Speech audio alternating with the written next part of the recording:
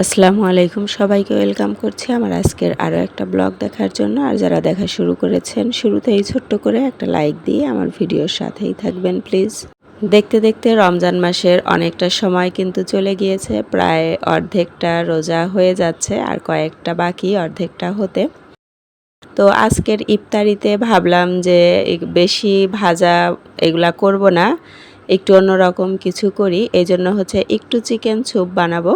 তো chicken soup বানানোর জন্য আমি কিন্তু চিকেনটা প্রথমে একটু লবণ আর গোলমরিচ দিয়ে সেদ্ধ করে নিয়েছিলাম। এরপরে খুবই অল্প পরিমাণে গাজর দিয়েছি আর অল্প পরিমাণে ক্যাপসিকাম দিয়েছি। এখন একটু রসুন বাটা দিয়ে আর চিকেনটা ছাড়িয়ে নিয়ে দিয়ে দিয়েছি, আর কিন্তু চিকেন স্টক ইউজ করেছি। আর এখন দিয়ে দিব এই যে ম্যাগি স্যুপের একটা প্যাকেট, এটা ভেজিটেবল স্যুপের প্যাকেট, চিকেন স্যুপের প্যাকেটটাও দেয়া যেতে পারে।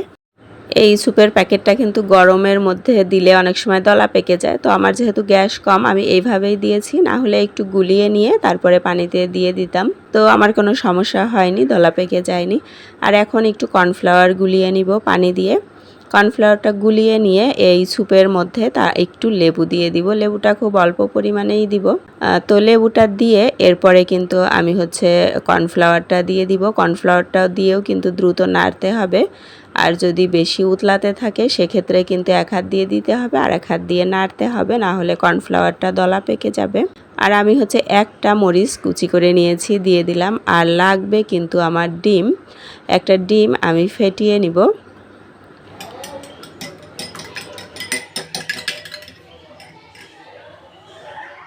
ডিমটা ফেটিয়ে নিয়েছি, এখন এই স্যুপের মধ্যে ডিমটা ঢালতে থাকবো আর কিন্তু নাড়তে থাকবো।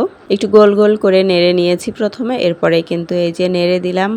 রেডি হয়ে গেল কিন্তু স্যুপ। আর এই স্যুপের মধ্যে চাইলে কিন্তু একটু সয়া সস অথবা টমেটো কেচাপ বা টমেটো সস অথবা সুইট চিলি সস দেয়া যেতে পারে, তো আমি আর ওগুলো দেইনি, একটু কালারের জন্য। ওইরকম একটু সাদা সাদা থাকলেই বেশি ভালো লাগে, আমার কাছে দেখতে ভালো লাগবে, এই জন্য আমি আর ইউজ করিনি। যদি খাওয়ার সময় কারোর প্রয়োজন হয় সে দিয়ে নিবে। আর এই যে একে একে কিন্তু আমি ভেজে নিয়েছি, আজকে ইফতারের বেশ খানিকটা আগেই এগুলো ভেজে নিয়েছি, যেহেতু গ্যাস আছে একটু পরে গ্যাস চলে যাবে, যার জন্য ভেজে নিলাম। তো পেঁয়াজু আর চপ ভাজা হয়ে গিয়েছে, এখন কিন্তু বেগুনি ভেজে নিব।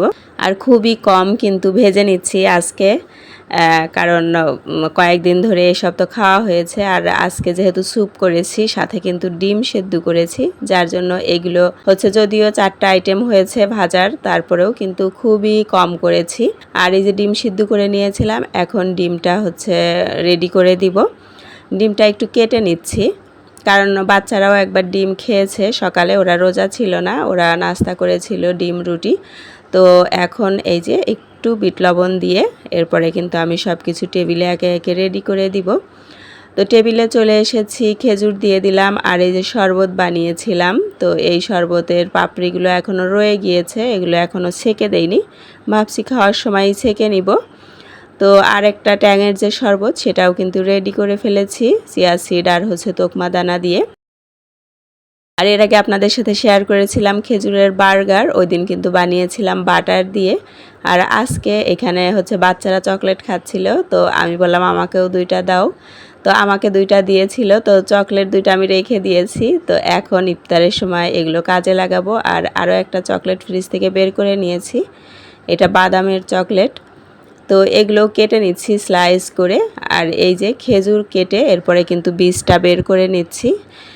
এখন এখানে এই যে চকলেট দিয়ে দিলাম, খেজুরের বার্গার রেডি হয়ে গেল। আসলে অনেকভাবেই কিন্তু করা যায়, আর অনেক সময় বাচ্চারা খেতে চায় না খেজুর, তো সেক্ষেত্রে এরকম একটু চকলেট দিয়ে দিলে বাচ্চারা একটু আকৃষ্ট হবে, খেতে চাইবে। এই তো রেডি হয়ে গিয়েছে কিন্তু আমার খেজুরের বার্গার, চকলেট দিয়ে বাটার দিয়ে করেছিলাম এর আগে। যারা ভিডিও দেখতে দেখতে এ পর্যায়ে এসেছেন, যদি এখনও লাইক না করে থাকেন প্লিজ একটা লাইক করে দিবেন। আর কিছু খেজুর দিয়ে রাখছি, যদি কেউ এটা না খায় তো শুধু খেজুর খাবে।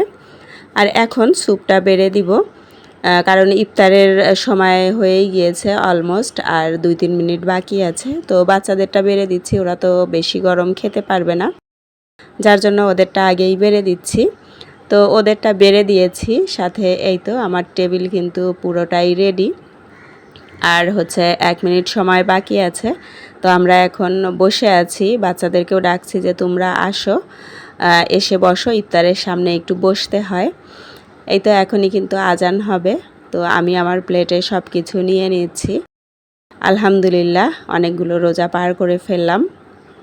এই তো আজান হয়ে গিয়েছে, আমি কিন্তু কিছু খেয়ে নিয়েছি, এখন একটু ডিম খেয়ে নিচ্ছি। আর খেতে খেতেই আপনাদের কাছ থেকে বিদায় নিয়ে নিব। সবাই ভালো থাকুন, সুস্থ থাকুন। আল্লাহ হাফেজ। আসসালামু আলাইকুম।